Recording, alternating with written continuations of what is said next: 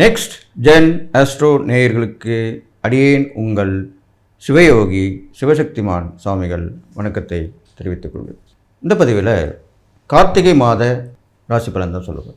12 ராசிகளுக்கு உண்டான கார்த்திகை மாத ராசி கிரகங்களுடைய ஸ்தான பலன், பார்வை பலன், ஒவ்வொரு ராசிக்கும் என்னென்ன நடக்கும், என்னென்ன நன்மைகள் தீமைகள், என்னென்ன பரிகாரம் செய்யணும், என்னென்ன தப்பிச்சுக்கிறது எப்படி, மீண்டு வர்றது எப்படி, அப்படிப்பட்ட விஷயங்கள் தான் இப்போ உங்களுக்கு தெளிவாக விளக்கி கொடுக்க போகிறேன். இதை நீங்கள் கவனித்து நடந்துக்கிட்டிங்கனாக்கா இந்த கார்த்திகை மாத ராசி பலன்லேருந்து மீண்டு வந்து எல்லா நலங்களும் பெற்று வாழ போகிறீங்கன்னு சொல்லி இப்போ என்னுடைய குருநாதரை நான் வணங்கிக்கிறேன். ஓம் குருப்யோ நம நற்பவே நற்பவே நற்பவே ஓம் காஞ்சிவாசாய வித்மகே சாந்தரூபாய தீமகே தன்னோ சந்திரசேகர பிரச்சோதயாத்.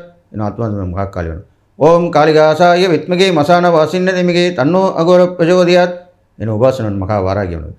ஓம் மகிஷத் பஜாய வித்மிக சண்டகஸ்தாம் தன்னோ வாராகி பிரச்சோதயாத். என் இன்னொரு உபாசனன் பகலாமுகன். ஓம் பகலாமுகி வித்மிகே சம்பேந்தும் தன்னோ தேவி பிரச்சோதயாத். கார்த்திகை மாதம் லக்ஷ்மி வாசம் செய்யும் மாதமாக சொல்லப்படுகிறது. கார்த்திகை மாதத்தில் தான் நிறைய விழாக்கள் கோவிலில் நடக்கும், வீட்டில் சுபகாரியங்கள் நடக்கும், நிறைய விசேஷம் நடக்கும். ஏன்னா லக்ஷ்மி வாசம் செய்யக்கூடிய மாதம்னால கண்டிப்பாக நடந்து தான் ஆகும். அது இல்லாமல் விரதமும் இருப்பாங்க நிறைய.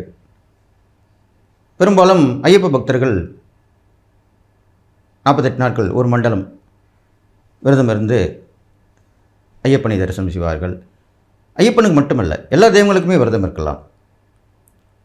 சிவபெருமானுக்கு விரதம் இருக்கலாம், முருகப்பெருமானுக்கு விரதம் இருக்கலாம்,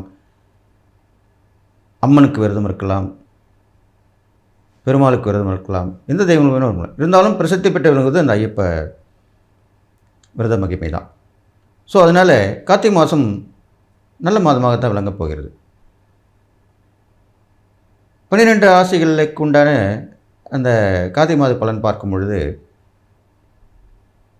கிரகங்கள் எங்கே இருக்குன்னு பார்க்கணும். முதல்ல இதனால் வரைக்கும் மிதுன ராசி இருந்த குரு பகவான் அதிசாரமாக பயிற்சியாகி கடகராசிக்கு வந்திருக்கார். சிம்ம ராசியிலேயே கேது பகவான் தொடர்ந்து இருந்து வருகிறார். அடுத்ததாக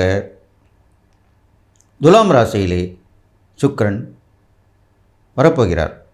இந்த கார்த்திகை மாதம் ஆரம்பித்த உடனே சுக்கிரன் வந்து விடுவார். சுக்கிரன், சந்திரன், புதன், 3 கிரகமே இருக்காங்க. விருச்சிக ராசியிலே சூரிய பகவானும் செவ்வாயும் இருக்கிறார்கள். கும்பராசியிலே சனி பகவானும் ராகு பகவானும் இருக்கிறார்கள். இப்படி இருக்கக்கூடிய இந்த கிரக சூழ்நிலைகளிலே பொதுவான பலன்களில் பார்க்கும்போது ஒவ்வொரு ராசிக்குமே இப்போது சொல்லப் போகிறேன். அதை நீங்கள் கேட்டு தெரிந்து நடந்து கொண்டிருக்கிறானால் எல்லா நற்பலனும் உங்களுக்கு கிடைக்கும் சொல்லி, தனுசு ராசி நேயர்களே, உங்களுக்கு உண்டான கார்த்திகை மாத ராசி பலன் தான் சொல்லப்படுறேன். தனுசு ராசிக்காரங்க ரொம்ப சந்தோஷமாக இருந்தீங்க.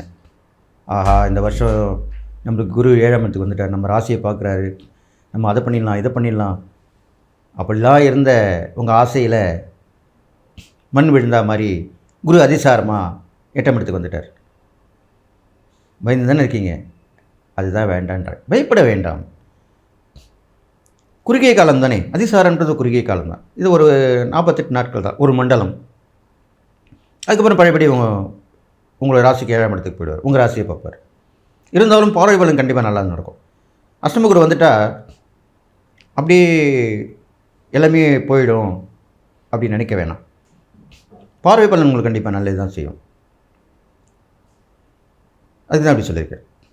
இருந்தாலும் இந்த தனுசு ராசிக்காரங்க எப்படின்னாக்கா ஒரே குறிக்கோளோடு இருப்பாங்க, ஸ்ட்ரெயிட் பார்வோடு இருப்பாங்க. சில நேரத்தில் விட்டு கொடுக்குற நேரத்தில் விட்டு கொடுக்க மாட்டாங்க, சொல்கிற பேச்சு கேட்க மாட்டாங்க. மனசில் தான் மரியாதை பக்தி வச்சுருப்பாங்க, வெளியே காட்டிக்க மாட்டாங்க. ஓயாத உழைப்பாங்க, நல்ல பேர் வரத்துக்காக பாடுபடுவாங்க. ஆனால் அவங்களுக்கு கெட்ட பேர் தான் வரும். இப்படிப்பட்ட தனுசு ராசிக்காரங்களுக்கு இந்த அஷ்டம குருவில் இப்போது இந்த காலகட்டம் கார்த்திகை மாதம் பிறந்திருக்கு இல்லையா, உங்கள் ராசிபதி குரு தான், அதனால தான் அவரை வச்சு சொல்கிறேன். அப்போது என்ன நடக்கும் அப்படின்னா, அடுத்தவங்களுக்காக ஒரு வழக்கு பிரச்சனைக்கோ போலீஸ் ஸ்டேஷனோ கோர்ட்டோ அப்படி போக வேண்டியிருக்கும். அதே மாதிரி அடுத்தவங்க பிரச்சனைக்காக மருத்துவமனைக்கு அப்படி போயிட்டு வர மாதிரி இருக்கும். இதெல்லாம் நடக்கும், உங்களுக்கும் நடக்கும். அது வந்து பெரிய லெவலில் வராது, சிறிய லெவலில் வந்து போயிடும். ஏன்னா குருவுடைய பார்வை பலன் உங்களை பாதுகாக்கும். உங்கள் ராசி அதிபதி இல்லையா, உங்களை விட்டு கொடுக்க மாட்டார். எப்படி நம்ம சொல்கிறோம், நீங்கள் எங்கள் ஊர் தானா, பரவாயில்ல ஒரே ஊருக்காரங்க போய்ட்டோம், நீங்கள் எங்கள் ஜாதி தானா, இவ்வளோ நாள் தெரியாமல் போச்சு, இப்போ நம்ம ஒரே ஜாதி தானே அப்படின்னு சொல்லி சந்தோஷப்படுறோம் எங்கே போனாலுமே. அதே மாதிரி தான் குருவும் உங்களுக்கு நன்மை தான் செய்வார், தீமையை கொடுக்க மாட்டார். கஷ்டத்தை கொடுத்தா கூட உங்களை மீண்டு வர மாதிரி செஞ்சுருவார். அதுக்கப்புறம் பார்த்தீங்கன்னாக்கா முன்னோர்களுடைய ஆசீர்வாதம் கண்டிப்பாக இந்த கார்த்திகை மாதம் கிடைக்கும். நீங்கள் விரதம் இருக்கணும். குருக்குரிய அதிதேவதை யார்? முருகப்பெருமான். சஷ்டியில் இருக்கலாம், கிருத்திகையில் இருக்கலாம், செவ்வாய்க்கிழமை இருக்கலாம். பொதுவாக நீங்கள் வியாழக்கிழமை இருக்கிறது ரொம்ப விசேஷம். உங்கள் ராசிக்குரிய குருக்குரிய கிழமை வியாழக்கிழமைன்னு சொல்லப்படுது. தொடர்ந்து வழிபட்டு வரலாம், இல்லைன்னா முருகா நினச்சிட்டு வரலாம்.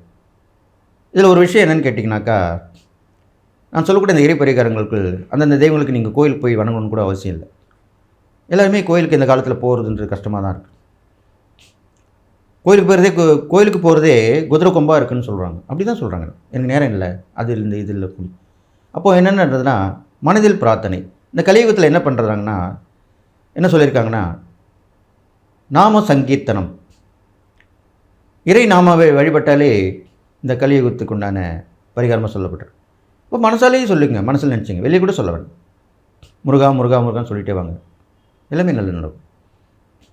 அதே நினைவோடு இருக்கும்போதே நீங்கள் வெளியில் போகும்போது கூட உங்கள் கண்ணில் தென்படும், முருகோட படம் தென்படும், வேல் தென்படும், மயில் தென்படும், எல்லாமே தென்படும். அது மாதிரி பண்ணிட்டு வந்தாலே உங்களுக்கு நல்லது நடக்கும். அடுத்ததாக உங்கள் முயற்சி எல்லாமே இந்த காலகட்டத்தில் கண்டிப்பாக வெற்றி பெறும். எதிர்பாராத தனவரவு வரும், எதிர்பாராத சந்திப்பு கிடைக்கும். நீண்ட நாள் நண்பர்கள் உங்களோட வந்து சேருவாங்க, இணைவாங்க. அவங்க மூலிமா நல்ல விஷயம் நடக்கும். குடும்பத்தோட வெளியில் போகிற சூழ்நிலை அமையும். நல்ல பயணங்கள், ஆன்மீக பயணமாக இருக்கலாம், இன்ப சுற்றுலாவாக இருக்கலாம், எப்படி வேணால் இருக்கலாம். கண்டிப்பாக அமைஞ்சு அதில் கொஞ்சம் மைண்ட் ரிலாக்ஸ் ஆகும். எப்பயுமே ஒரு நேரம் சரியில்லாமல் கவலையாக இருக்கும்போது இடம் விட்டு இடம் வேறு இடம் செய்யும்போது அது நம்முடைய அந்த இடத்துக்கு உண்டான இந்த வைப் சொல்கிறோம் இல்லையா, அந்த இடத்துக்கு உண்டான கண்ணுக்கு தெரியாத இந்த சக்திகள் உங்களுக்கு வந்து சந்தோஷத்தை கொடுக்கும். அது மாதிரி தான் உங்கள் வாழ்க்கையில் இப்போ நடக்க போகுது. அடுத்ததாக இந்த தனுசு ராசிக்காரங்க பார்க்கும்போது மனைவியால் கணவனுக்கும், கணவனால் மனைவி ஒருத்தருக்கு உதவி ஒருத்தரசமாக இருப்பாங்க. பிள்ளைகள் வெளியில் கவனமாக இருக்கணும், அவங்களோட உடல்நலத்தில் ரொம்ப கவனமாக இருக்கணும். இது உள்ள காலகட்டங்களில் தந்தையார் உடல்நிலை மிக மிக கவனம் தேவை, அது பார்த்துக்கணும். அடுத்ததாக உடன் பிறந்தவங்களுடைய ஒத்து போகணும், அது முக்கியம். அவங்க ஒன்று சொன்னால் நீங்கள் ஒன்று சொல்லக்கூடாது. சரி பார்க்கலாம், விட்டு கொடுத்து போகலாம் அப்படின்ற எண்ணத்தோடு தான் நீங்கள் இந்த காலகட்டத்தில் செயல்பட்டு வரணும். திருச்செந்தூர் முருகர் வழிபட்டு வரலாம். முருகப்பெருமான் இருக்கும் இடமெல்லாம் சென்று வழிபடலாம், மனதால் நினைக்கலாம், இது மாதிரிலாம் பண்ணிட்டு வரலாம். நிறைய யாரும் இல்லாத, பேரண்ட்ஸ் இல்லாத அனாதை குழந்தைங்களுக்கு அனாதர்சனம் பண்ணி அவங்களுக்கு தேவையான உதவிகளை கொடுக்கலாம்.